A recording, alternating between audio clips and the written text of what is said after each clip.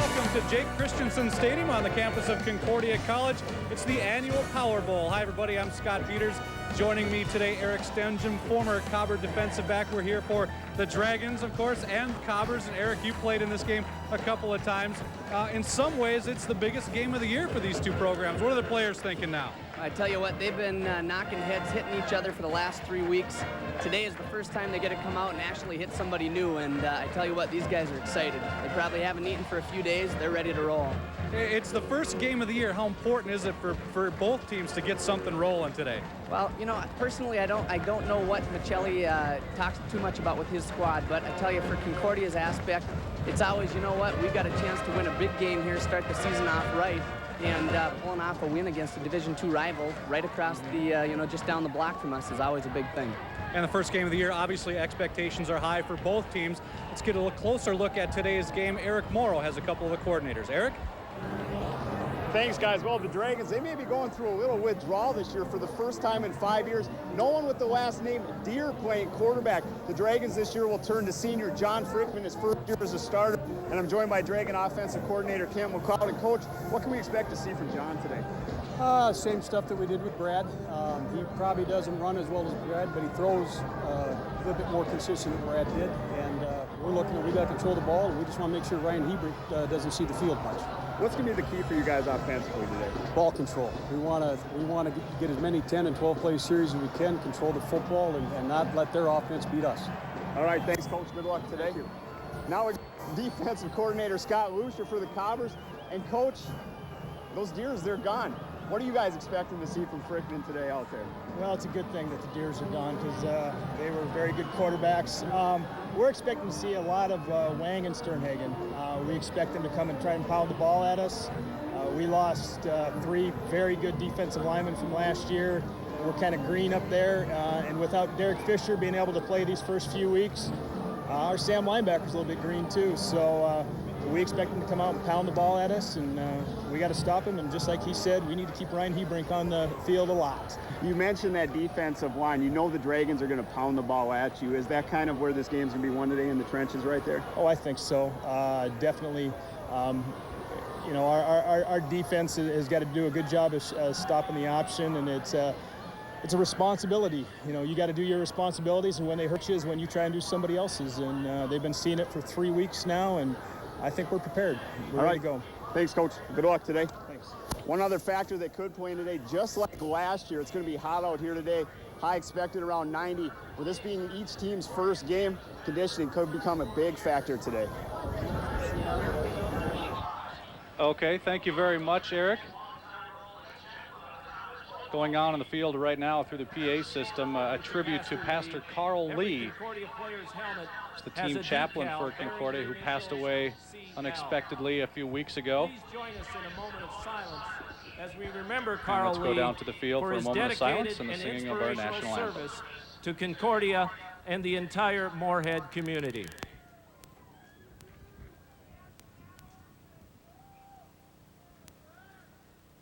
Thank you. At this time, Moorhead American Legion Post 2 presents the colors for our anthem, played by the Cobber Band under the direction of Nat Dickey.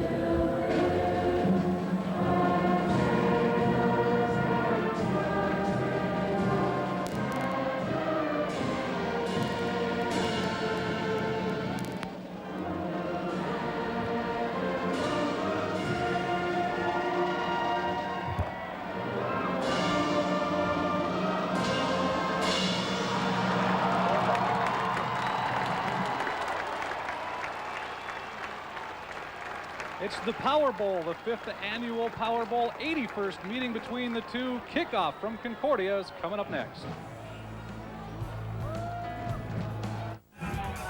Welcome back to Jake Christensen Stadium on the campus of Concordia College. We're getting ready for the coin toss in the middle of the field. See if we can't take a listen into this. And we got it. Concordia will receive. And they will be going from west to east. There you saw the conditions. 87 degrees with an 8-mile-an-hour wind. So, Eric, a rather hot afternoon in store for these two teams. I tell you what, the first thing and foremost, water, hydration, make sure the kids stay healthy out there on the sidelines and getting into the game. You know, if you watch on TV, you're going to be seeing a couple of the coaches are going to be constantly reminded by the trainers, make sure once the guys get off the field that they're getting water. Not too much, but, you know, right hydration is going to be key in this game. I don't think either teams will complain that much. We've had some very strange Power Bowls of late. We had the Storm game a couple of years ago. I think our first Power Bowl was slated to be here at Concordia, and believe it or not, we had too much rain and it couldn't be played here. We played in the Fargo Dome. The field conditions here are great. In fact, we're on top of the press box here. We have the same view you do, and I think it's about the only green thing I can see around here.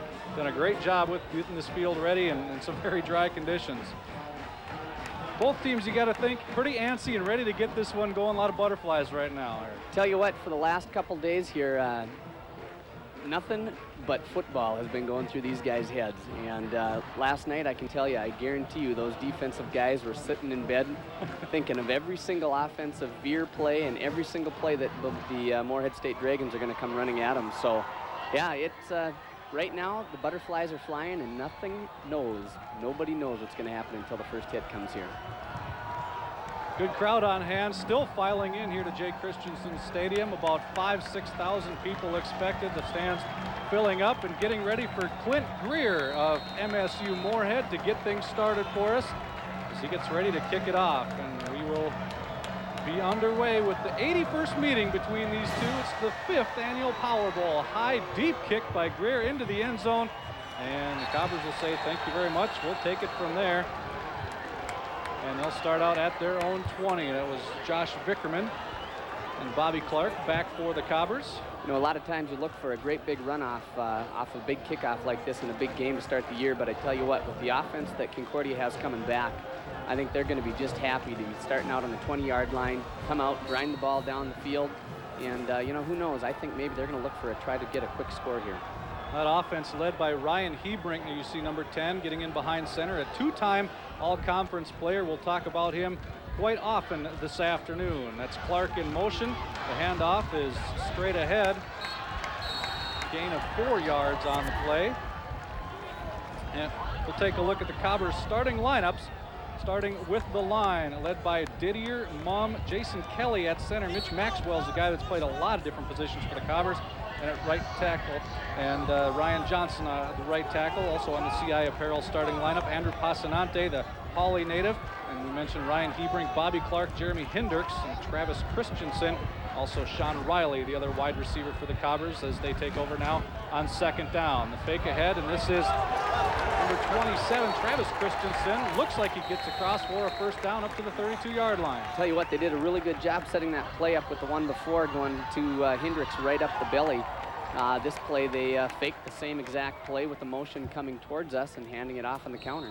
CI Apparel defensive starting lineup for the Dragons: Redmond, Winter, Olson, the front men. The linebackers: Micah Tisver, Johnson, Ferris, and Gudgel. And the backers, a couple of Olsons, Matt Wandersee and Josh Hagan.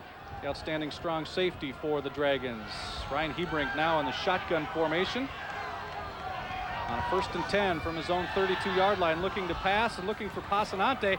And he's got him. Pasanante trying to cut upfield and does a nice job of maybe getting 2 or 3 extra yards after the catch. Well, Moorhead State, if you take a look on the defensive side, they're playing what you call a 3-4 defense, where they've got 3 down linemen trying to get some outside backers out there a little bit to stop those quick passes that Concordia is going to try to do. Playing a 3 deep coverage where they've got 3 defensive backs playing pretty far back. So trying to stop the pass, but you can't stop everything all at the same time. Brings up a second down, 4 yards to go for the Cobbers. Christensen in motion. He's handed off to Bobby Clark, and he's dangerous anytime he touches the ball. Gets some good yardage, but gets stuck in the middle right there by Brian Ferris, the linebacker out of Osakis, Minnesota. So we check out the instant replay here. You take a nice look here at this pulling guard. Gets a nice kick out block there. Who is that? The slot back on the right side. Kicking out that outside linebacker coming in, creating a nice big hole for Bobby Clark to cut up in. And Clark does get enough for a first down right to the marker. Call it the 43-yard line, so another 1st and 10 for the Cobbers. This is kind of the time where you start looking at Haran maybe thinking to stretch the field a little bit. If you look at Moorhead State's defense, they're starting to crowd. They need to try stop this run. Could be a good time to... Well, here's an option by Bobby Clark. He takes that for what looks like another Cobber first down. Hebrink with a nice pitch, and you get Bobby Clark in the open area, and that's trouble. Tell you what, you know, just like I was saying, maybe stretch the field out, but heck, if the runs work, you got to stick with it, keep it going. Well, that's a dangerous twosome as we check out the instant replay. Hebrink and Bobby Clark will gain a lot of yards on the ground for this Cobber team, and they're showing it early in this game, and I think we will have a measurement here. It looks like it's enough for a first down from where we're sitting, but of course, that doesn't mean a whole lot. One of the things that you're going to probably hear a lot of from both sides of the field is going to be the defensive backs, the safeties, both Wandersee and Hagen on Moorhead State side. And when you look at Concordia side, you're going to be hearing Rademacher and Presler. I tell you what, the safeties, when you start playing a team that runs the option and running the veer, the safeties are going to play key roles in making tackles. The corners, you don't want to put too much trust in them rolling up or they're going to get beat deep. So those safeties are going to be making big tackles today. Got an early look at Coach Terry Haran of Concordia there, and what a job he's done. Just his 3rd year with the Cobbers, a 7-1 finish overall in the conference, just a game behind division champs St. John's last year. And it is a first down. He brings back behind center, and this is Hendricks bowling his way up the middle, and another good gain of about 4 or 5. Jeremy Hendricks, 6'2", 235-pound back, one of the power backs that the Cobbers have. First man through. Concordia brought in number 20, Chad Worthington, another wide receiver, a little guy with a little bit of speed.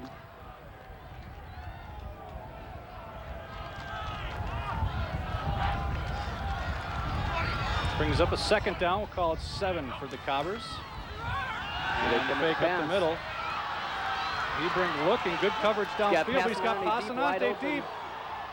You're right, he did have him. Passanante had some separation of about 3 or 4 yards, but Hebrink just overthrew him, but still a good look downfield. Tell you, Moorhead State did a great job there containing Hebrink, rolling out to the left, made him come back all the way to the right. And corner stepped up, or the outside backer actually stepped up and caused Passanante to get a couple steps on the guy deep. Just overthrew him. Cobbers are really high on Passanante, as we see there in the MPS MRES instant replay. Passanante is a former Dragon. Came from Hawley, went as a quarterback to MSU. Transferred over. This is his 2nd year at Concordia. Hebrink in the shotgun now. Little extra fire. We got somebody deep, wide open, underthrown a little bit. And pass intercepted. Interception, but we have a late flag that's also come in. We'll have to wait and see what the call is there. Cobbers are saying it's against the Dragons. That was Jesse Olson with the apparent interception as we check out the instant replay here. That's going to be one of those judgment calls. You know, both the receiver and the D-back have equal right to go up for the ball, and neither one can push either one away. We'll have to take a peek here. Yeah. It's like Worthington pushed him out of the way trying to get the ball, and ends up being an offensive pass interference. Offensive pass interference. On red, decline. First down. What maybe went unnoticed there was the outstanding catch by Jesse Olson, one-handed as he was getting taken down. The first turnover of the game. It goes the way of the Dragons, and they will take over first down at their own 5.5-yard line, led by John Frickman, a guy we'll be talking about quite a bit today. He's a senior, but first chance to really start at quarterback, number 12 there for the Dragons. Tell you, this offense for Moorhead State has been nothing but deer offense over the last couple years, and now's a chance for them to start with a whole new different quarterback. and see what they can do. And the first play is a handoff to Cody Wang up the middle. Let's take another look at the Moorhead CI Apparel starting offensive line. Some big guys up front. Risbrook, Zentgraf, Schaefer goes about 288. Becker almost 300 pounds. Also Bert Nelson at right tackle. The backs, Derek Blackburn of the Detroit Lakes, Josh Wilhelm, Chad Davison, Cody Wang, the Moorhead native, and Jake Sternhagen. We'll talk a lot about him today as well. Tell you, keep your eye on number 66 Becker. Coaches have high aspirations for a kid like him. Big kid with good foot speed. They got good looks, hoping maybe he can go on somewhere after this. And that'll take us to the defensive lineup for the Cobbers. Brought to you by Campbell. Well, actually a couple of Campbells, not the soup. It's Adam and Andrew manning the front, along with Evan Emmerich and Todd Hahn. And the backers, Berkland, Runke, and Dietz, a couple of all-conference players. Dietz, first team all-MIAC last year, as was Josh Vickerman. Jordan Talge, his third year starting for the Cobbers. And there you see Rademacher and Presler. We mentioned a couple guys will probably be calling quite a bit today. Brings up 3rd down and 7 now, a gain of a couple on that last play. Frickman's first pass, looking for Davison. That one broken up nicely there by Presler, I believe. Yep, it was a nice move by the strong safety, Eric Presler, out of Worthington. Made a great read on the quarterback, causing pass deflection to occur. Tell you what, the one big thing we're going to need to have out of Concordia is some big plays out of their D-backs. They've got a lot of experience back there. Anytime you have a junior that's captain of the team, you know they're expecting big things out of them. No, the Dragons are not going for it. That's Frickman, who also happens to be the Dragons punter, which I would imagine causes a little bit of hesitation for some defensive opponents. Frickman kicking it out of bounds, and we'll mark it at the 37.5-yard line, so not a deep kick, but the Cobbers will take over in Dragon territory, and that's where we'll pick it up right after this quick break.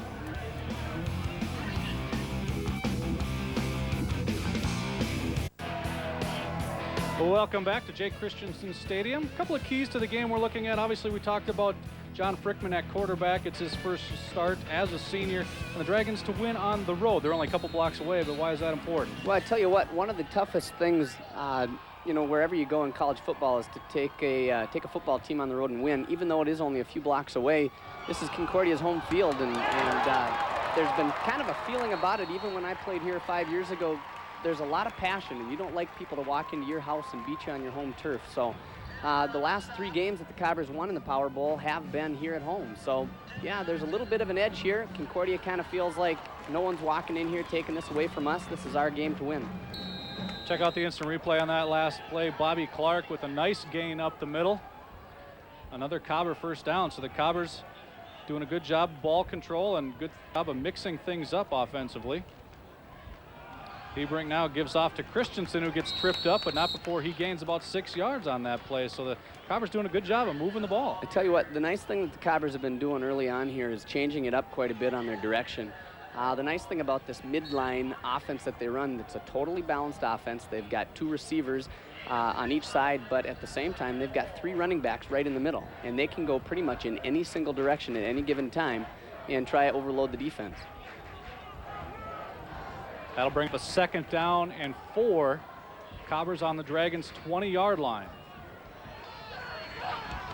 Hendricks in motion. To give is to Bobby Clark, and Clark gets past the 16 or to the 16, it looks like, and that might be close enough for another first down. First down, yes.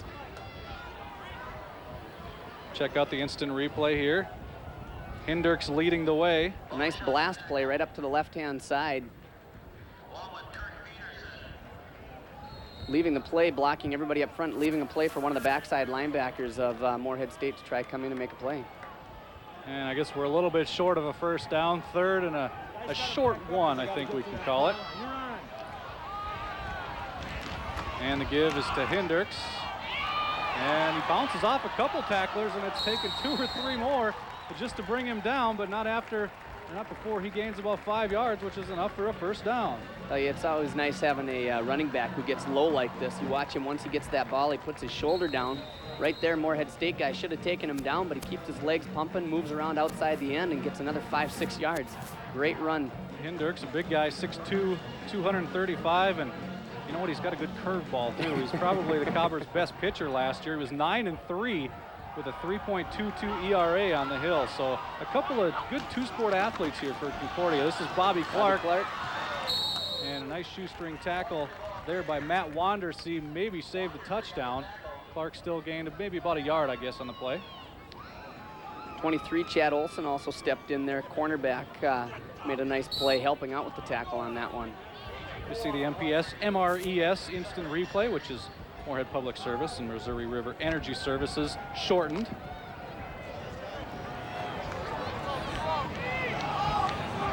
Bring up a 2nd down and 6. The Cobbers need to get to the 2 for a first down. He brings to pass, floats it up for Passanante, comes down. Touchdown. And that's a Cobber touchdown. Nice catch by Passanante. Perfect throw by Hebrink, and the Cobbers are on the board. Well, this is probably one of the things that Concordia is looking forward to right away, is try to be the first ones on the board, put the score up right away, and leave it up to their defense. So the Cobbers get on the board. Andrew Passanante, of all people, a former Dragons, scoring first in this game. And you know the Dragons will remember that throughout the rest of the game. They get on the board 6-0 and try for the extra point now. This is going to be Brian Halverson, the sophomore out of Fargo North. And he puts it up and through, and the Cobbers jump out to a first quarter lead of 7-0. Let's check out the replay of the touchdown now. Tell you what, the coaching staff has been pretty big on Passanante here. Big, tall kid, 6'3", goes up way over the defensive back. Defensive back never really had a chance to turn around and find that ball. They're just happy to see this kid playing football again after a bad injury last year. Knee injury last year in the Wisconsin Stout game, I believe, and finally just making it back near 100% now. And tough to come back from an injury like that, but he's done a great job. Yep, the biggest thing on injuries like that, you'll notice he's wearing a knee brace on that right leg. Tore his ACL, and I had a college roommate who blew his ACL in college, and his biggest concern for him, he said, was his mind. Once he got healthy and knew he could play on it, the biggest part was getting out here and making the first big play like this and having faith that your knee wasn't going to give out again. Yep. Brian Halverson with the extra point. This is Luke Draxton to kick off. So the Cobbers have a couple different options for kicker. Draxton, a short, low kick up to the 12-yard line. And kick taken by Zupke, number 24 of Moorhead State. Tim Zupke gets tripped up and gets just across the 20-yard line.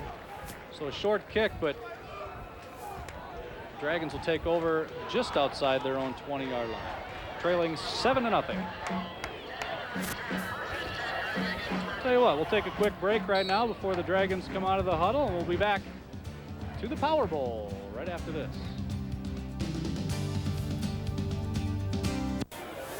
Well, welcome back. It's 2nd down now. We just missed a 7-yard run by Jake Sternhagen of the Dragons. Brings up a 2nd and 3 now for MSU. And this is Frickman back to pass. And he's got a man outside. That's not Wilhelm. Wilhelm, 89, is the starter. Number 86 is Ross Larson out of Osakis. Larson making the catch and getting a first down for the Dragons.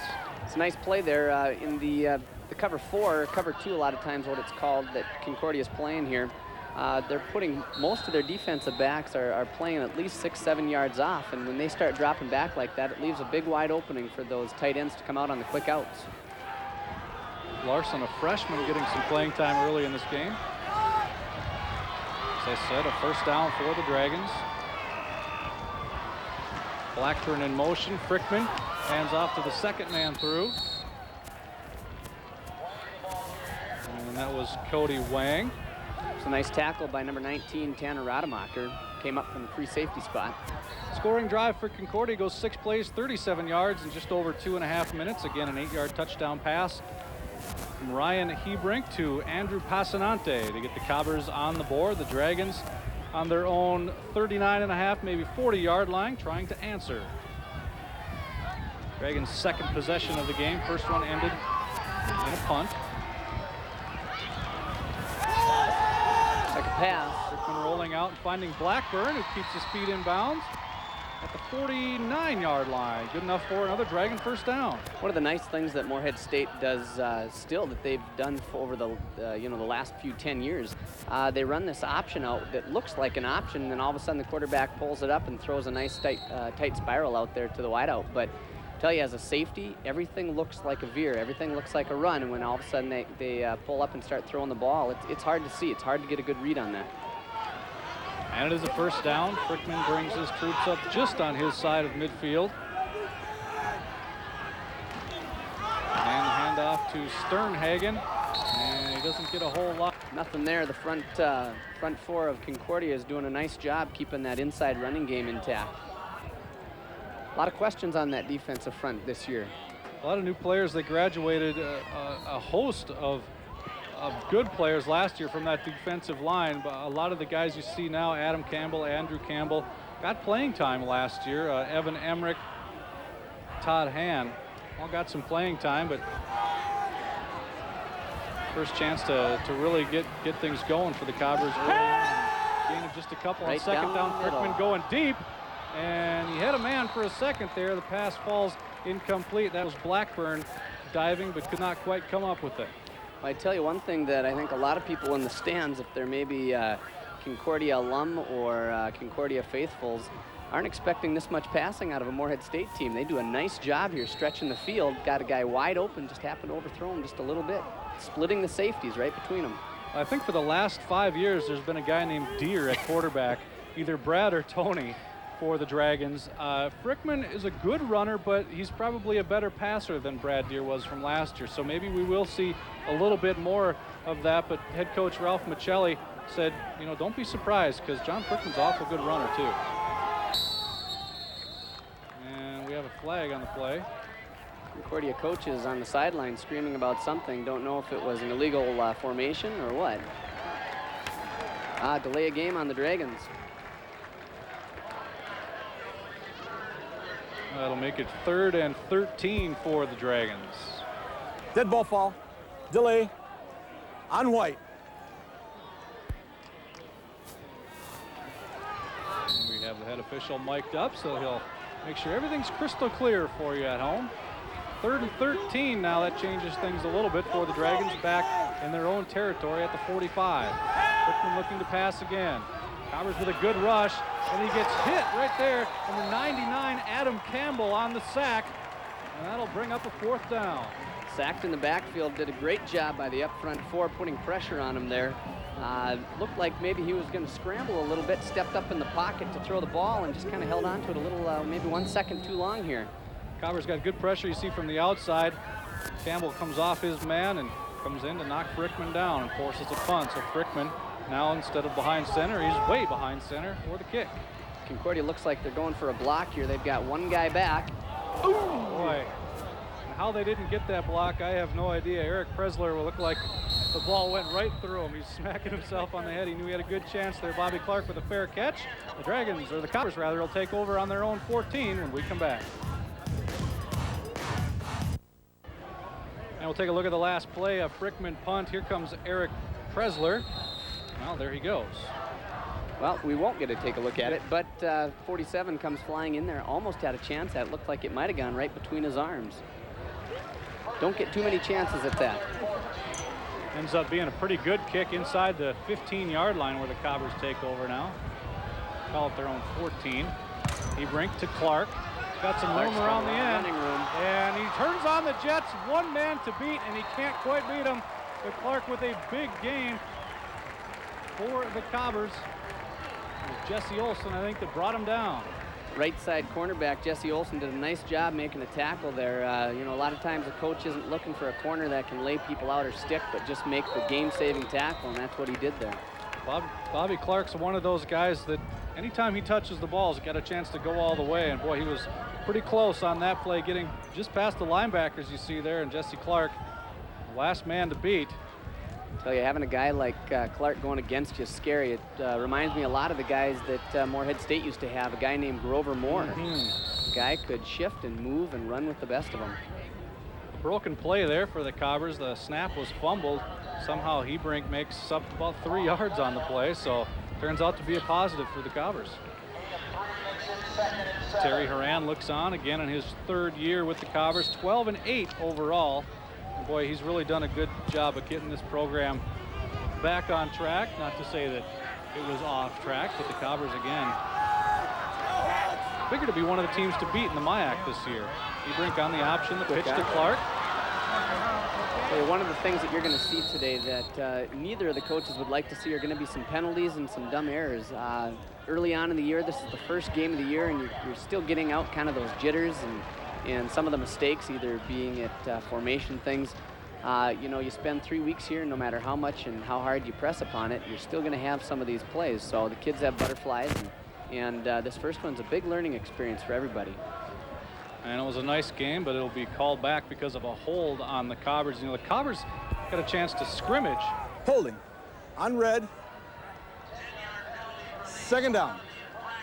They got a scrimmage in about a week and a half ago, and that's something you think would certainly help them. The Dragons, talking to Coach Ralph Michelli, really, that's something he wants to do in the future, is get a scrimmage in, so this isn't the first real game, so to speak. Yep, you know, and Concordia's got the scrimmage. Moorhead State has spring ball, and it helps them both. I tell you, it's one of the nice things about college football that you get to have.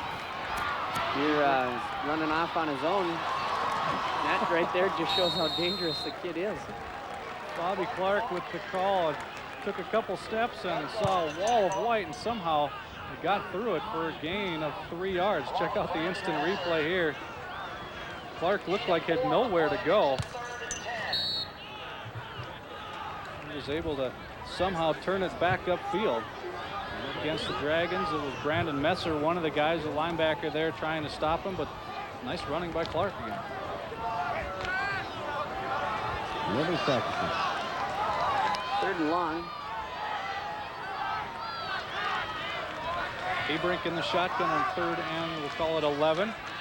Rolling left and looking deep, not much down there though, and runs into a couple Dragons who run him right out of bounds. Jesse Olson among them. Maybe a gain of a yard, but it'll bring up a 4th and long in a punting situation. MSUM's defense did a great job there, keeping Ebrink from breaking too far outside of that pocket, getting a chance to run. Great coverage down the field. So it's a 4th and 10, so the Cobbers will punt for the first time today. And their punter... Little miscommunication here. Luke Draxton back to punt. Also will handle the kickoff duties and likely some of the long field goal chances for the Cobbers. Got a good leg. They call them sticks. I wonder what that comes from. Tell from you're those watching legs, him on boy. TV right now. He's definitely got some power in those legs.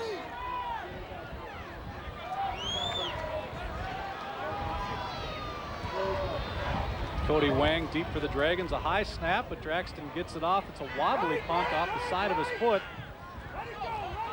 Well, last year we played against this kid punting for Concordia, and I tell you what, he may not be the strongest punter, but the kid has got a leg that can kick. And he had a couple field goals last year for Fergus Falls that were, I mean, upwards around 50 yards. He was kicking them deep in practice, over 60 yards, so he's got the potential if Concordia needs a long field goal. That was actually a couple years ago. Draxton played at Fergus Falls Community College. It's amazing how time Last flies. year, you're getting old, my friend. And was, of course, with the Bison before that. There was an injured player. They're coming out for water. Dragons will take over on their 27-yard line. They're sending them back out.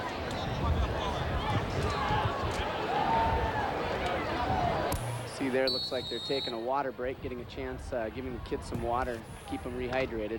Real quick one, though. We only have 1:40 left in this first quarter.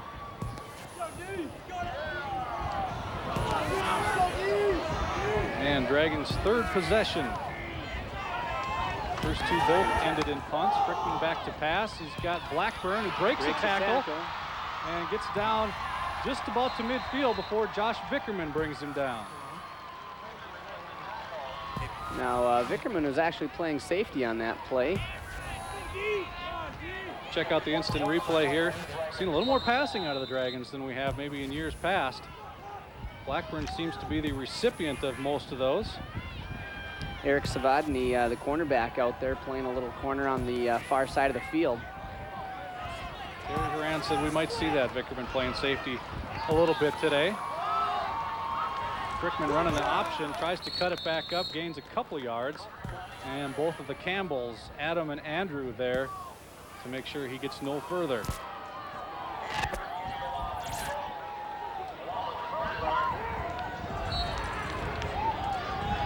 And we'll call it a gain of 3, I think, as we get inside a minute to go in this first quarter.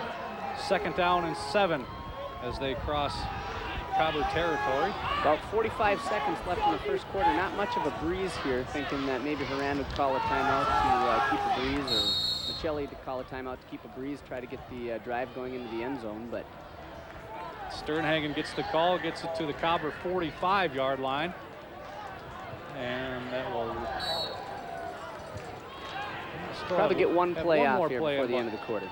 2 seconds difference between the play clock and the scoreboard clock. It'll be a 3rd and 5 for the Dragons, and this, barring any penalty, will be our last play of the quarter.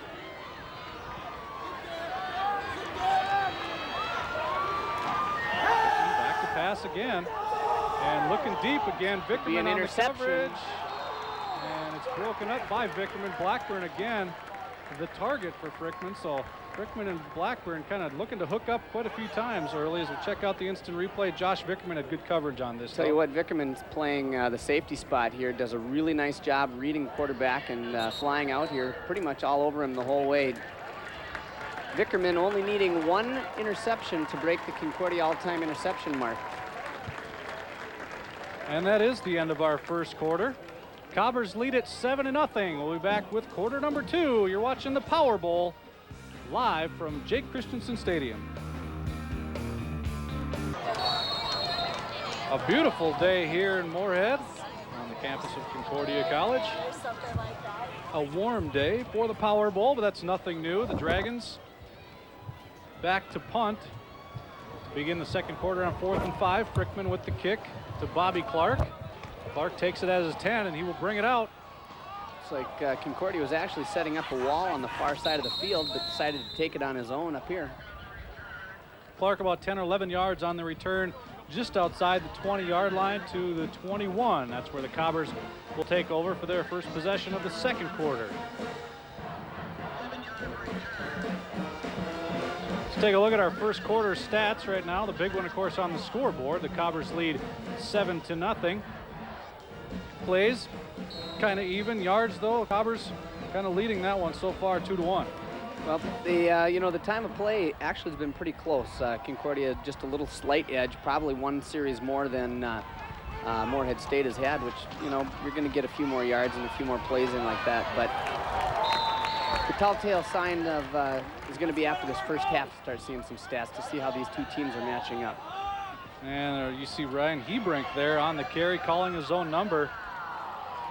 And a good chunk of yards here by Hebrink, enough for another Cobber first down as he gets into the secondary. Did a really good job of reading that outside linebacker, seeing that the linebacker was going to go straight out to pitch, decided just to keep it himself and run it up and get as much as he could. Haven't seen Hebrink carry too much yet in this game. In fact, that was his 3rd carry of the game. The draw right up the middle. And Bobby Clark met by a host of white jerseys there. Nowhere to go on that play. I think of the 11 guys out there, 9 guys tackled him on that play. To check out the replay, Clark probably wishing he wouldn't have got this ball. A nice job by the Dragon defense to snuff that one out. James Winter from Palmer, Alaska, on the play on that one. Here's Hebrink with the pitch with now. A nice fake. Hebrink did a nice job of pulling that outside linebacker up to make him either take him or make a choice on the pitch, and he decided to take him. Take a peek here. Number 47 is going to come stepping up, and once he decides to take him, he's going to just let that ball go and let the running back do the job. And that was number 20 for the Cobbers, Chad Worthington. playing a little running back, wide receiver. Listed as a wide receiver. Hebrink in the shotgun now on 3rd and 4. Bobbles trouble the with the snap. Guy wide open, Passanante down the middle for a first down. Chad Olson, I saw the cornerback either slipped or had a move put on him there, but that was the separation there you see by Passanante. Got some good separation, and we'll check it out on the instant replay here. Take a peek at the replay, find out what happens to the cornerback. Or we'll keep it right here. Cobbers get another first down and into Dragon territory. Here's the replay now. There's the bobbled snap. Had that right up by his helmet. Did a great job of pulling it back down, getting himself ready to throw the ball. There you see Olson recovering on the play. Brings up a 1st and 10 for the Cobbers. This is Bobby Clark. Finds another nice seam. And gains about 7 more yards. Clark with a good first quarter, 68 yards rushing for Clark in the first quarter alone. I'll tell you what, right now the defensive coordinator for Moorhead State's got his hands full. They haven't found anything to counter that, the counter that Concordia's running. Just about every time Concordia's run that play, they've gotten 3, 4, 5 yards. That time getting 7.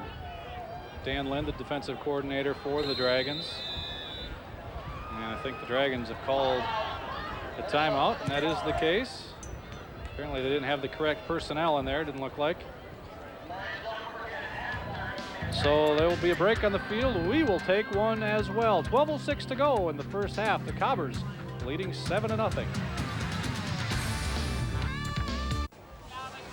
Cobbers in good position here on, again, a beautiful day on the campus of Concordia here in Moorhead.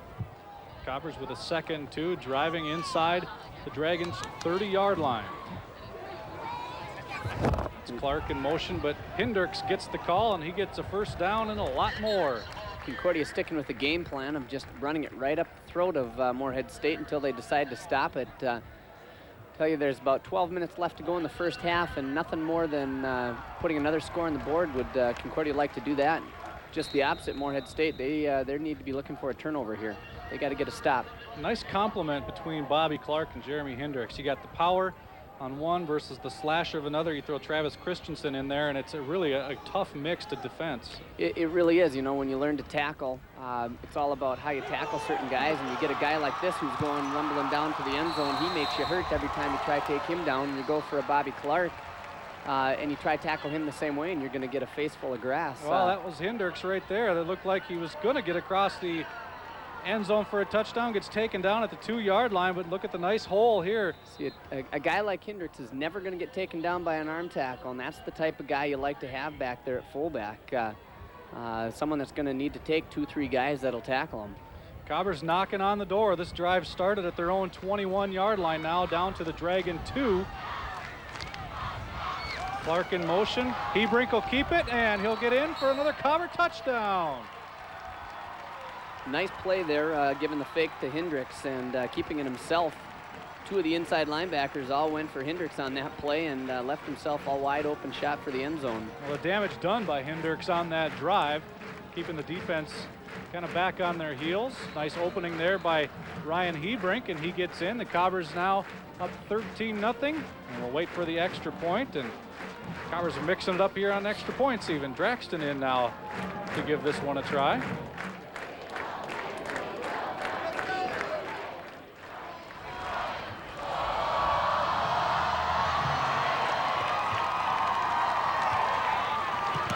And that one is blocked. Cobbers will just cover up to take another look and see who that was for the Dragons that got the block on that one. And we will. I missed it myself. I couldn't tell if it came from the left or up the middle, but somebody got a hand on it. Pretty solid. So I think that came from right up the middle. Looked like the kick was a little bit low. Cobbers lead nonetheless 13-0, and this is the kind of the way you want to start things off for the Cobbers, and just the opposite for the Dragons. Well, hopefully for the Dragons, they're seeing this blocked extra point as kind of a little bit momentum turner. They now see themselves as with a little opening here. They get on the board, and it's a whole new ball game. They get another score, and they're in the lead. So it's a good job of the defense there, knocking that ball out. keeping the score from being 2 full touchdowns. Braxton will stay on for the kickoff for MSU. Zupke and Wang deep for the Dragons. And this will be Zupke. Wang leading the way, but Cobbers coming in, almost a great tackle there. Zupke bringing it out to the 25-yard line. Yeah, number 29, Eric Savadny out of Alexandria came flying in there like a missile. Take another look at the touchdown here for Concordia. 2-yard run by Hebrinks. Hebrink rather just keeps it himself and fake to Hendricks. That was probably the key on that play. Definitely, you couldn't really tell on that play, but both of the inside backers stepped up on Hendricks. Took him 8 plays, 79 yards, so a nice drive for the Cobbers. All told, 3.5 minutes on the drive, and there you saw the Hebrink 2-yard touchdown. But a nice long sustained drive of 8 plays, and that's certainly something the Cobbers like to see. I tell you, that was one of the keys that Coach Horan talked about early on, saying one of the best types of defense is keeping it in his hands on the offense. And as long as he can move the ball downfield, take up time, and score at the end, he's a happy guy. And take a look at him on the sideline. He's going to be pleased with himself so far. Not sure what the officials were talking about on the field there. We had a little bit of a delay, but now we're ready to go. Dragons with their first possession of the second quarter on their own 25-yard line.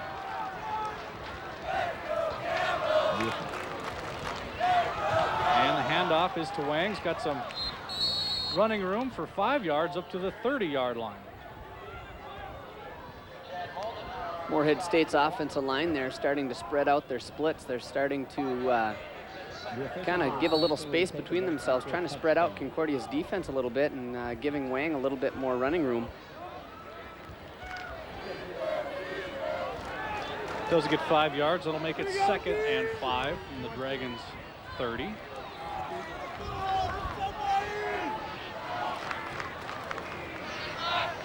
Davison in motion. The handoff again. Wang hit in the backfield, but leans forward and will pick up about 3 more yards on the play. Did a good job there of giving the fake to Sternhagen before handing the ball off. Still didn't quite get the first down, but now it's going to be 3rd and about 1. Got a feel on the Dragons sideline, they're probably saying, hey, it's not a big deal. We're down by 2 scores. Let's get back to what we do well, and let's keep the ball on the ground. I think the game plan right now is march the ball downfield. They got to get a first down. Number 1 priority right here is to get this first down, but the most important thing they'd like to see is get a score on that scoreboard before they go in at halftime. Get off the ball, like a little power offense here, putting 3 of the running backs in there. And Wang again with the first down. Great job of getting 6 yards on that play. So Wang with 3 straight carries gets the Dragons a first down up near the Cobber 40-yard line. We'll check out the instant replay. You'll take a notice they've got 3 running backs in the backfield. The first 2 guys are up there just to take on blockers and knock some people out of the way and give a little bit of room for Cody to get as much room as he can, try to get that 1 yard. Ended up going for 6 yards. Ryan Larson, number 46, one of the guys plowing the road there for the Dragons in the running back position. Flipping out, looking to pass, looking for Davison, and he's got him. Davison's first catch of the day, and he's wrestled out of bounds, but a gain of about 4 or 5. Yep, nice play by Moorhead State there.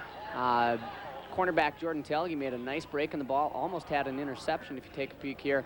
But, you know, as a cornerback, you'll give them those every once in a while, and hopefully later on you can take one from them for only a gain of 3. So the Dragons with one of their better drives of the afternoon. Take over 2nd and 7 on their own 42. Frickman to fake handoff, and they'll gain about 3 more to the 45. Defensive end for Concordia, I believe. It was Han coming in from the right side there. Came flying in, causing Frickman not any chance to get the option going. Had to take it himself and dive right up a hole to get whatever he could. The 3rd and looks like about 4, I think. And a short 4. This is a big play here for Moorhead State. They're going to need to keep this drive going. This might be a time where you see them go for it on 4th down if they don't get it. Frickman Fakes the handoff. Got him wide open throw. down the middle. Blackburn is his Vick. man, but Vickerman with the pick, and he's got a lot of room in front of him. Here comes Big Josh block. Vickerman. It's all the way across the 40 of MSU down to the 36-yard line. Tell you what, an unbelievable block by Todd Hand running downfield, breaking Vickerman for a few more yards there. That interception gave Josh Vickerman the record for Concordia, actually giving him 12. He's been tied with Stu Lang and Terry Storm. You can see a nice read here, jumping up, going, teaching. You can't teach D-backs to do that any better than that. Jumping up and getting the ball at the highest point, and then breaking up field to get whatever he can. Frickman had Blackburn. I think the ball hung up a little too long. That allowed Vickerman to get over. Yep, they're throwing it against the wind just a little bit, and he did. He had him beat deep. Vickerman made a great break, and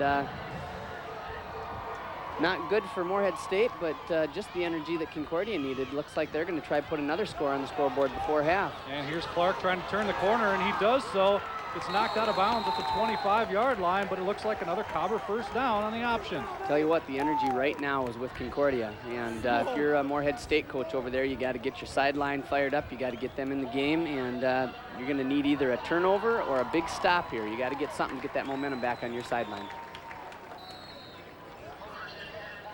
It is another first down at the 24-yard line for the Cobbers. Seem to have everything going their way. There's something about this home field. These guys just really love to play. It's hard to explain, you know, and it was never, you know, no one ever told us this is your field, you need to defend it. It was just kind of a priority, just kind of a personal thing that, you know what, no one's going to come in here and beat us. You feel kind of unbeatable when you walk on this field. No one can touch you. He brings pass there to Passanante, tries to put a move on Chad Olson, but Olson would have none of that, brings him down, but it's still a nice gain of about 6 yards.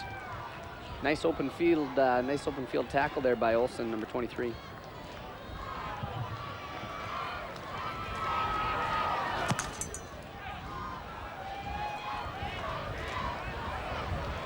Brings up a 2nd and 4 for the Cobbers.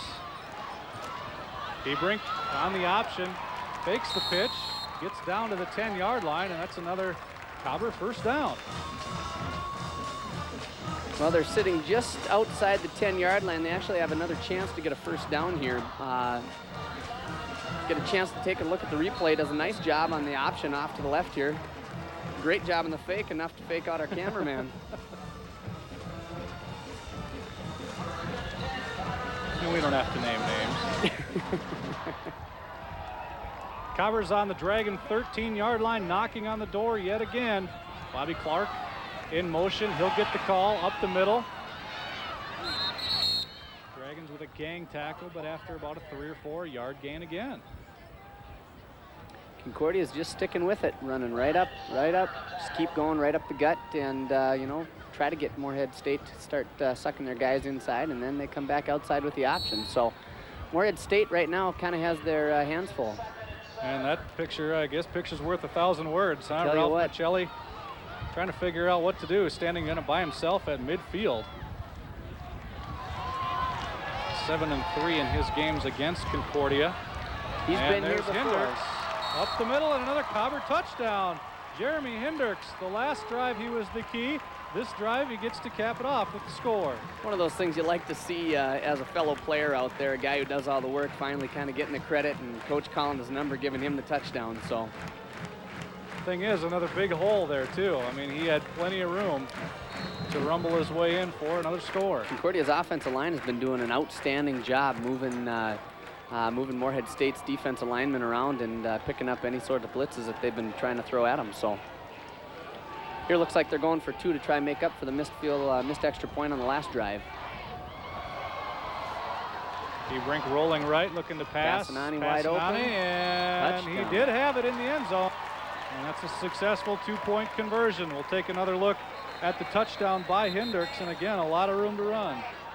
Oh, we've got a flag on the play here on the extra point also. There's the touchdown again. Just a straight give. 34 Hendricks, nobody touching him, walked right into the end zone for the touchdown.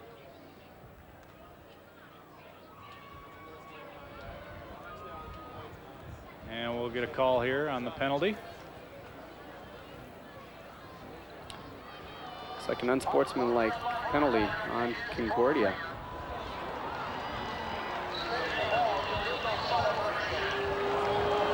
For illegal celebration. Come on, the game's on TV. Let them celebrate a little bit, huh? Give the fans something to watch. Well, I guess it keeps it 20-0 then, and we will take a quick break, and we'll be back for more. You're watching the Powerball. Okay, so we'll clarify that last penalty, unsportsmanlike after the 2-point conversion. Yep, after he actually completed the pass on the 2-point conversion, he apparently spun the ball in the end zone, which is illegal in college football, celebrating, excessive celebrations. So they penalized him on the kickoff. You'll take note, they're kicking way off back from the 20-yard line. The conversion does count, so it is 21-0. Draxton with the kickoff. Dragons look like good field position. Zupke can't handle it. A ball bounces back about 5 yards, and the Cobbers are there to swarm them up. When it's going your way, it is, and Tell when you it's not, what, it's not, I guess. it is. The snowball is gaining momentum right now.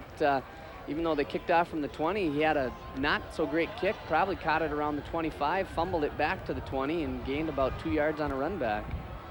Take a look at the Cobbers scoring drive. Of course, it was started by the Vickerman interception. Cobbers take it 5 yards from there, 36 yards in just under 2 minutes. And Hendricks with the score, an 8-yard run, which gets us to our 21-0 score. Dragons will try to get something going now here on their own 23-yard line. This has been typically a pass formation for Moorhead State these last few drives, but this time they're going with a blast with a great job there. Linebacker stepping up, number 16. Doug Runke, yes, inside linebacker, made a great job reading that blast, avoiding the blocker, and coming in making a great tackle. Cody Wang getting a bulk of the carries the last drive for the Dragons, gets things started again. But again, a good job by Runke. We should mention the Moorhead Public Service will be awarding touchdowns for charity. So at any touchdown, the MPS will donate $100 to the team's charity of choice.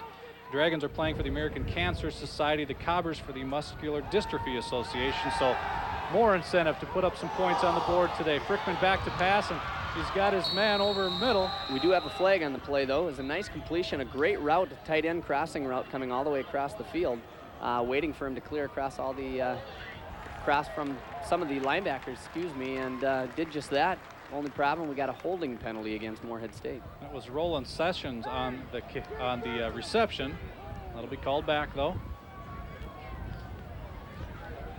It's going to move them back to about 2nd and 18. Hold yard. Holding. Number 10. On the white. 66, sorry. Repeat. Now, I didn't think we were supposed to get numbers in college. I think you meant a 10-yard penalty. He was thinking the 10. He did change it to number 66. Just like the players, this is the officials' first game, too. Right.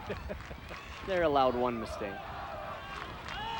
Frickman back to pass now on 2nd long and looking deep, looking for Sessions again, and in and out of his hands just across the 40-yard line. Would have been enough for a Dragon first down, but Sessions can't bring it in. Tell you what, that's a great route there against this type of Concordia defense.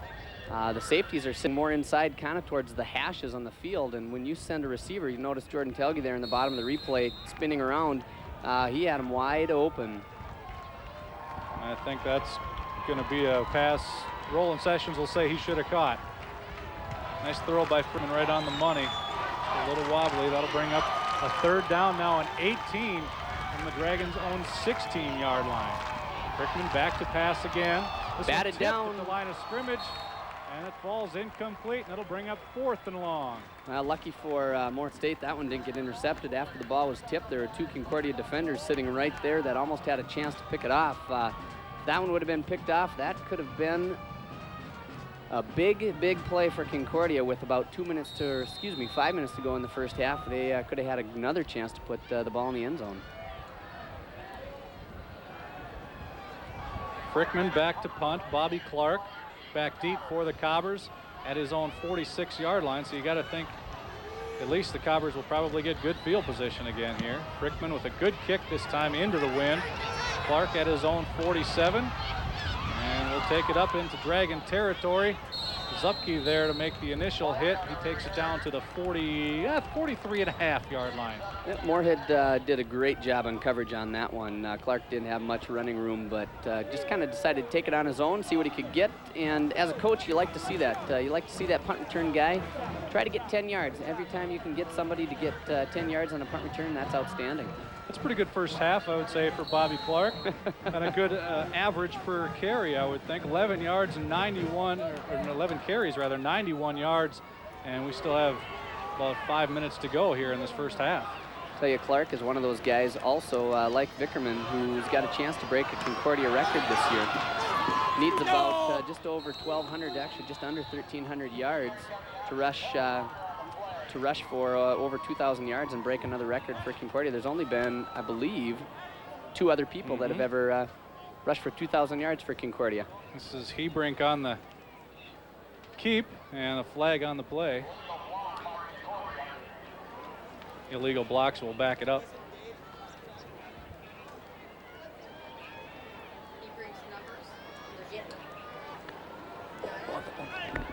And we see the illegal block right there. Illegal block in the back. On red. Repeat first down.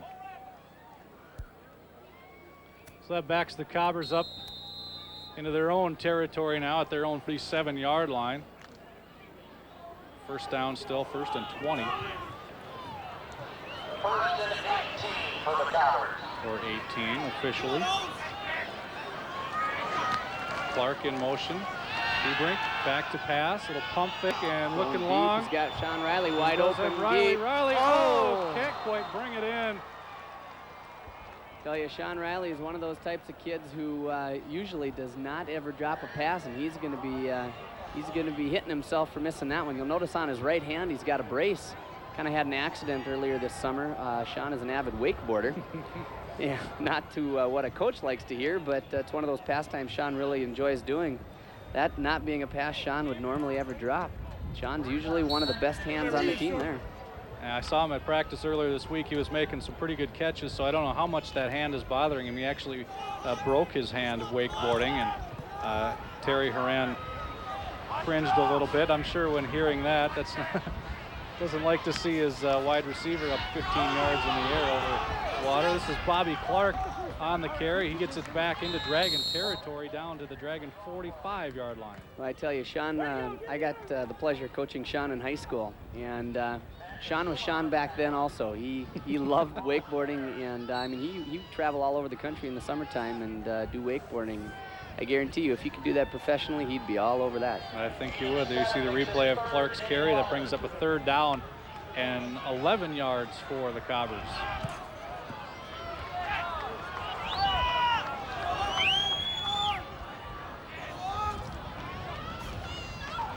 And Hebrink will go back to pass, sets up a screen. Pass a little bit short there, intended for Paul Nelson, sophomore. Yep, even if that one might have been completed, Moorhead State had an outstanding coverage. Number 47 outside linebacker was actually all over that. Mike Goodgill, I believe. Gudgel. I'm sorry about that. I don't want to mispronounce anybody's name, but had outstanding coverage sitting out there in the flats ready for that pass. Would have been a big defensive hit if he had caught in that ball. Brings up 4th down. The Dragons, or the Cobbers rather, forced to punt. Braxton back to do the kicking. And a nice high kick that goes inside the 5, and it'll roll into the end zone. The Dragons will take over on their own 20-yard line. With the game.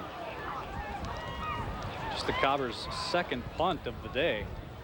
And with 3.5 minutes to go in the 2nd quarter, that's a pretty good thing, I would say, for most teams. Definitely. As a coach, if you only have to punt 2 or 3 times a half, that tells you one thing, that your offense is doing the job. It either tells you that your offense is doing the job and moving the ball downfield, or else your defense on the field the whole entire game. So, for this point, Concordia is doing the right thing. Dragons take over on their own 20-yard line. And Sternhagen, the carry for the Dragons, gets 2 yards. Looks like Moorhead State's trying to try some new things there. That time they're trying an inside trap, meaning the offensive linemen are actually pulling a little bit and cross-blocking some of the Concordia linemen, trying to slow them down, trying to see if they can catch them off guard. The power game hasn't really been working for Moorhead State, so now they're trying to get some angles on them and try some new things. When you look at the two lines, the Dragons definitely have the advantage in terms of size. I mean, a couple guys pushing 300 pounds for the Dragons, yet still mobile guys, but Cobber front line, as we see right here, doing a good job getting to Frickman, who tucks it under. He'll keep it and probably will think twice about that next time as he gets stuck just over the 25-yard line. That's not one of the things that Michelli is going to want to see is when his quarterback's rolling out to the right and decides to stay in bounds and try to take a hit for an extra yard rather than go out of bounds and stay in for the rest of the season. Jordan Telge does a really nice job stepping up, making a nice stick. Same type of hit 2 years ago put Jordan Telge out for the season. The shoulder? Tore his shoulder, yes. So that's good to see Jordan's shoulders back healthy again. Jordan, a former quarterback at Moorhead High. We should mention that you are a defensive backs coach at Moorhead High there for your knowledge of some of the Spud players here. That's right. That's been kind of one of the fun things about living in this community of Fargo-Moorhead, having NDSU, having Moorhead State, having Concordia, and having the talent that the high schools around here have in football. Watching some of these kids that you get to watch grow up, go to some of these schools around here that you can watch them on Saturday after you get done watching Friday, you know, and go up to the college level the next day and watch these kids perform here. It kind of makes you feel real good seeing these good kids do this kind of stuff. That ends up being a 3-and-out for the Dragons. Cody Wang not quite getting to the first down marker, so it forces the Dragons to punt on 4th and 2 from their own 27. Frickman again back to kick to Bobby Clark. He takes it at his own 35-yard line. A little juking and jiving. Gets about 7 yards on the return. And the Cobbers will take over on their own 42 with just over a minute to go in the first half. Cobbers with a big lead, 21-0.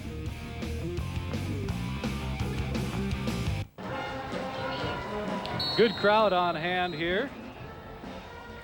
Tell you, a beautiful day out. Sunny, barely any wind, just probably right around 90 degrees, and great crowd here at Jake Christensen Stadium. See some of those signs emphasizing the rivalry between the two schools. Cobbers taking over now. Hebrink in the shotgun with 1:13 to go. He'll run the option. He's got Clark with him. He does a little fake, keeps it himself, but tries to get to the sideline. Still gets it across Dragon territory down to the MS 45.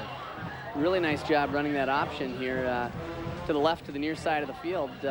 Looks like they're going to be a hurry-up offense. They've got about 1 minute to go. They're going to try to get downfield, either get a field goal or try to get another score.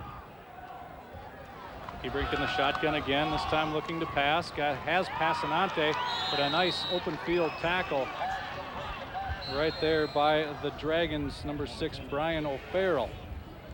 It was an excellent open field tackle. As a cornerback, you'll give him that pass every single time if you give him only a half a yard reception.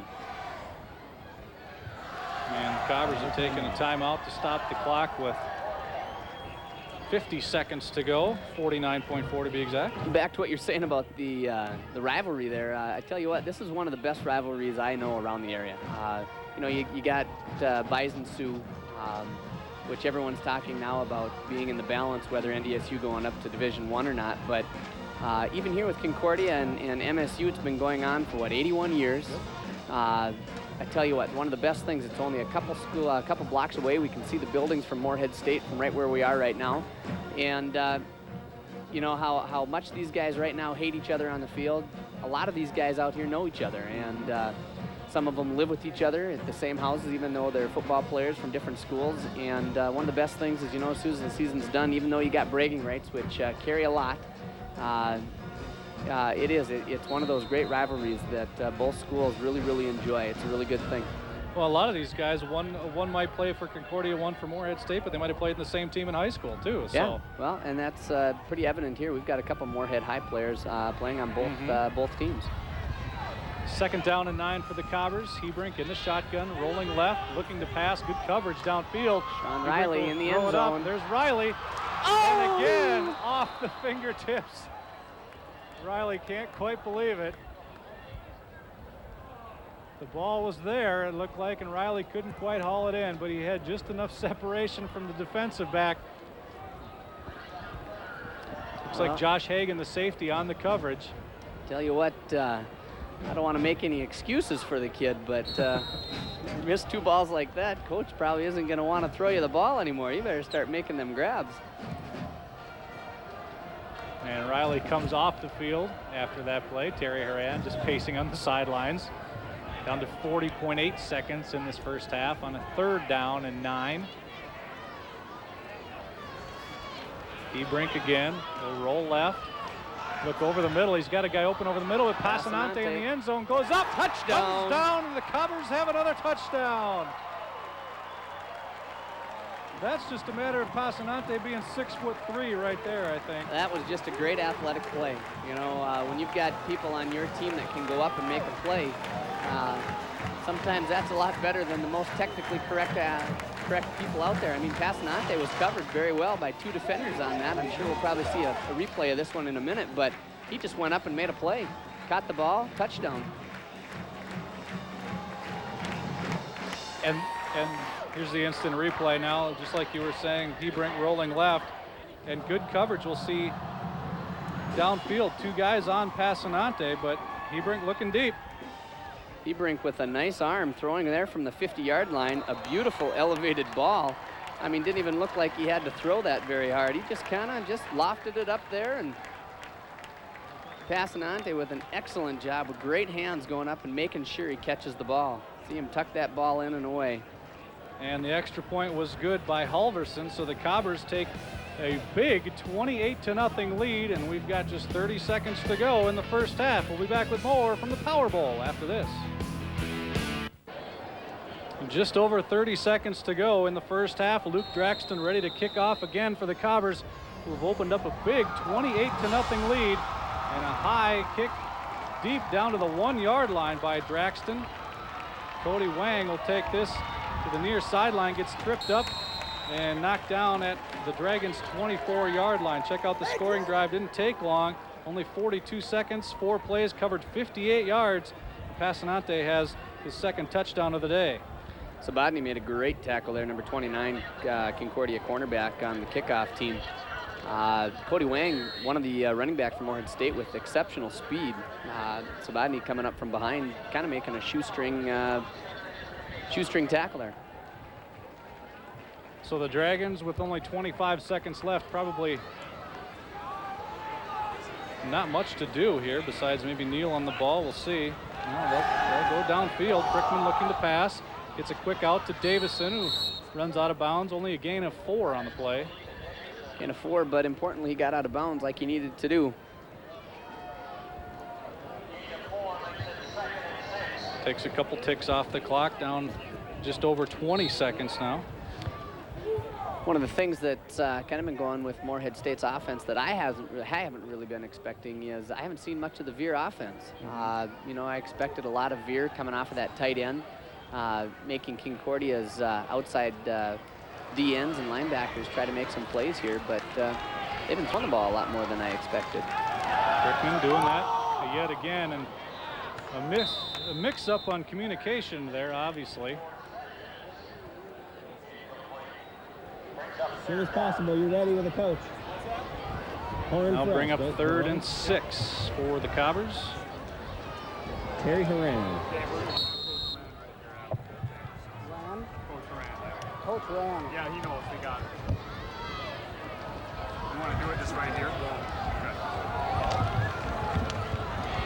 Coaches will tell you those touchdowns late in the half are really backbreakers too, aren't they, for the team that gets scored upon. I tell you, it's one of those things that you just hate to see when you're kind of hoping that, okay, let's just run the clock out here and go into halftime and recoup, and all of a sudden you throw a big interception or you fumble the ball and the other team gets a big score. Yeah, it really hurts. Well, we're going to take a quick break. Moorhead has called a timeout. MSU Moorhead has called a timeout with just 15 seconds to go, so we'll take a quick break. We'll be back to Concordia after this.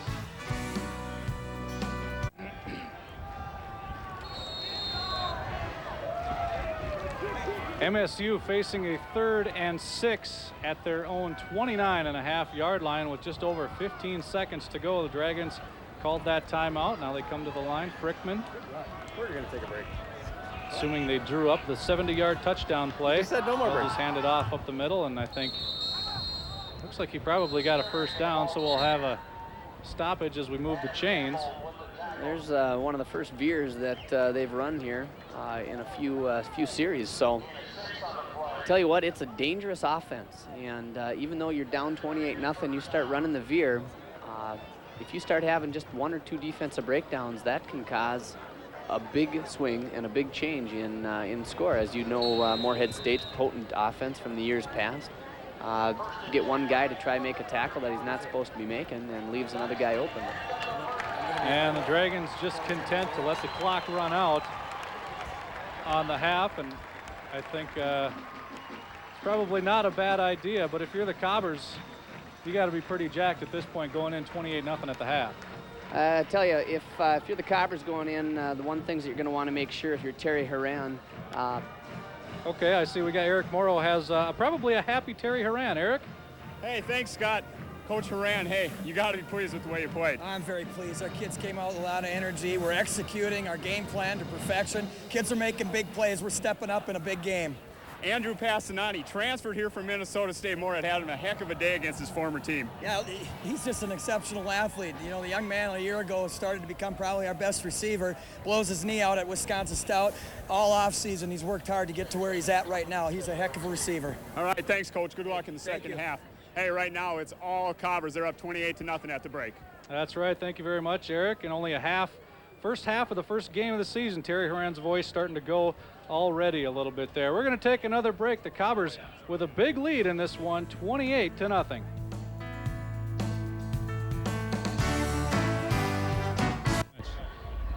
Welcome back. Let's listen in now. A couple of presentations being made down on the field, or should I say have been made. Just finishing up. Thank you. Field. How about that? $14,000. A couple of checks made out to, I don't think you or I. To Minnesota State. No. Okay, let's check in with the PA announcer right now. It's time. The Concordia Dance Line will perform.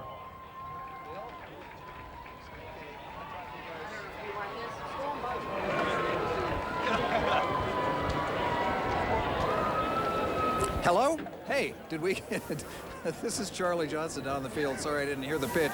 I've got with me Bill Schwant and Tom Heller. Tom Heller is the CEO of Missouri River Energy Services. Bill Schwant is the General Manager of Moorhead Public Service. Of course, they're the sponsor of this game. You guys just presented checks for $7,000 each to Concordia and to MSUM. What makes you get involved in a community event, football game like this? I think I'll start with you, Tom, because you represent the bigger entities. Well, this is just a fantastic opportunity for us to become involved in one of the biggest traditional rivalries that I'm aware of. 81 years of a football rivalry, it's really great. And these two universities, colleges, are two of the biggest retail customers that we have in our entire membership. Moorhead's the biggest member of Missouri River, and these two universities, institutions are two of the biggest 10 retail customers. So it's really important for us to be involved. And so people understand Missouri River actually provides energy to communities to supplement other energy sources, correct? That's correct. We're one of the power suppliers of the city of Moorhead. Okay, well, thank you very much, Tom. It's great to have MRES involved. We appreciate you sponsoring the game with us. Bill, how about from the Moorhead angle? You guys are the local power providers. Right. What does it mean to you to be involved in a game like this? Well, we've been part of the community for over 100 years, and so have these two institutions. So it's a community event, and we're just glad to be part of that. And you have been doing this for 5 years now. Positive experience for everyone on your side of the coin? Oh, yeah, very positive. It's been nice to build a relationship with these two customers of ours. I mean, that's what they are. And they do a great business for the community, and so do we. So we're just glad to be part of that. Okay, well, I'm sure the colleges are happy to have you. Will continue for many years to come. Thanks a lot, Charlie. Okay, thank you, Bill Schwant, who is the General Manager of Moorhead Public Service. I believe in a couple of minutes we're going to come back and interview, talk to the presidents. And, or do you want me to do that right now, fellas? Okay, Scott, we'll go back to you. We'll have the presidents for you in a couple minutes. Outstanding. Thank you very much, Charlie. We'll be back with our Community First halftime report right after this.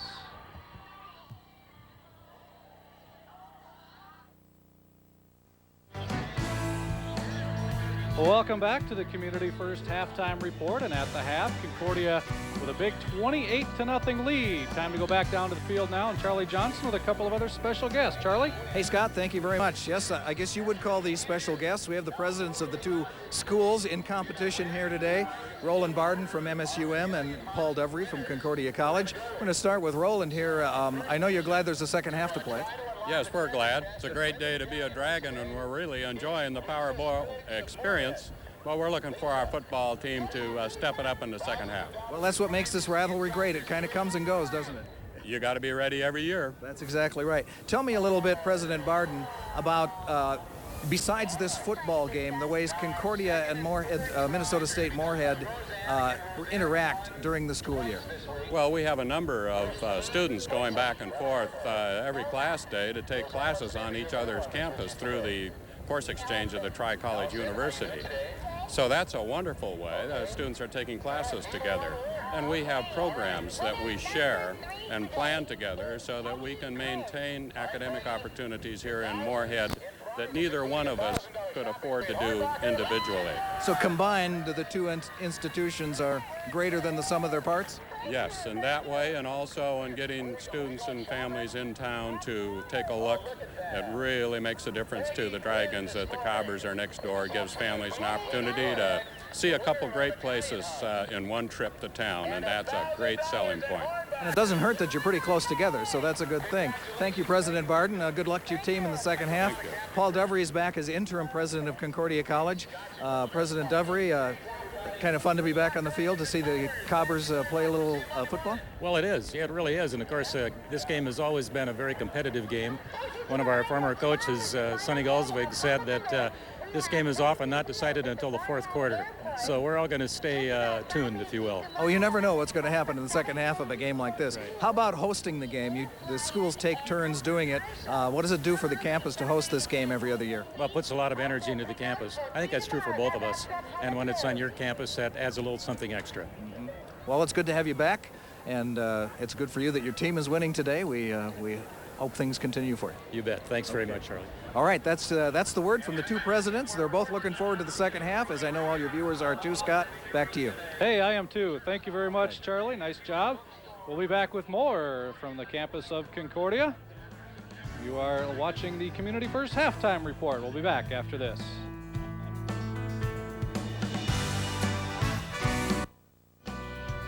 Welcome back. It's the Community First halftime report, and at the half, Concordia, well, it's all Concordia, 28-0 so far over the MSU Moorhead Dragons. And I think some of these first half stats will really tell the story, Eric, as we take a look at them, sponsored by the FM Area Sports. And, you know, you look at total yards, I mean, that's the one that jumps out to me. Total yards is the big one. The biggest to me is going to be the rushing yards. You look at the rushing yards, and Concordia has, 10 more attempts, but still, I mean, we're looking at a difference of 201 yards to 53. That's just not Moorhead State type offense. Moorhead's always been a grind it out, run it down your throat veer option team, and when they're only getting 53 yards on the ground, that's just not sounding like it's been their day. And that, give credit to Concordia's defense. They've been all over them. And first downs obviously telling as well. Time of possession fairly equal, but the Cobbers have had some quick scores too. Their drives haven't quite been as long. Yep, been from turnovers, interception by Vickerman, running it back down, and I think a 2-play drive after that. Punt returns, and there's been a couple big plays by Concordia. Well, let's take a look at how we got to this 28-0 score. First quarter, Cobbers get on the board right away. Nice play here. Beautiful pass by Hebrink to Passanante. Does a great job keeping his foot in. This kid's starting to come of age. You take a look at him. Later on, you get another play out of him jumping up, and he does an outstanding job of going and catching the ball at the highest point.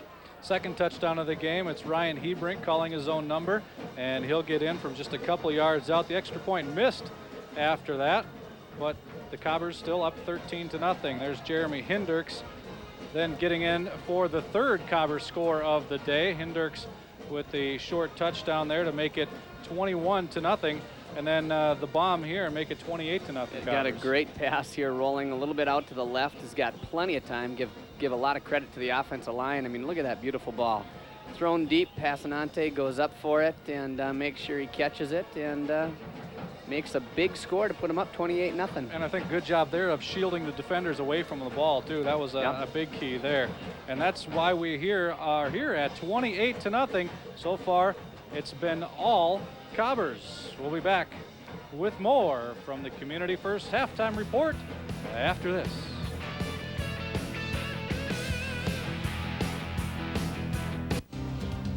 And there's the home of our sponsor, Community First National Bank, the headquarters there. And if I'm not mistaken, Eric, you said right above the CFB there is the home of the Peregrine Falcons that we've talked about in the news. I'm not really sure if it's on this side of the bank or it's on the other side, but they do, and they've got a web page up on the Community First Bank. Actually, you can go to the web page there, and they've got a 24-hour camera that's always on them. It's kind of cool because they just had, I think, 3 or 4 eggs up there that just hatched. And that's a look from the top of Jake Christensen Stadium across the river to our west. So you see a little bit of a breeze. Some very nice headwear today. The Cornheads. Always sporting the best looks over here at Concordia. We've got the good signs out. We've got the headwear. And we've got the captains for both teams coming back to midfield. And I see the Dragons coming out and the Cobbers getting ready to come out. We're getting close to ready for the second half of action here. And if you're the Dragons, if you're Ralph Michelli, what are you saying in that locker room? Wow, good question. I'll put you on the spot. Yeah, you know. What are you saying that you can tell us on the air anyway? Oh, it's got to be the good sayings. Well, I tell you what, the first thing that he's got to say is, number one, we got to make some changes. I wouldn't be surprised if he starts changing some personnel at different things, maybe some of the things where he's got seniors and other people that he's got some younger personnel that could probably do things, but. Well, we can speculate all we want, but Eric Morrow has Coach Ralph Michelli, and we'll find out. Eric? All right, thanks, Scott. And what did you tell your guys at the half? Well, there's not much you can tell them. We just had to go out and play our second half. We got 30 minutes left to play. We've not played very good. The Concordia's played great, and we got to go out and make up the difference, and we got to play better than we did. And this is not the team that I think is capable of playing. I think we haven't played very well, and we need to go out and make a difference and get after it the second half. What do you think you guys could do differently in the second half to maybe get some success? Well, we got to move the ball, and we got to get a first downs. We got to get some touchdowns. It's simple as that. You can't keep the defense out there explosive offensively. Can't keep the defense out on the field that long. We have not played well in all facets of the game, and I think that we got to do better. All right, thanks, Coach. Okay. Good luck in the second half. The Dragons, hey, if they want to get back into this one, they've got a long road ahead of them. All right, thank you very much, Eric Morrow. We talked about what the Dragons are thinking. If you're the Cobbers, probably the worst thing to happen was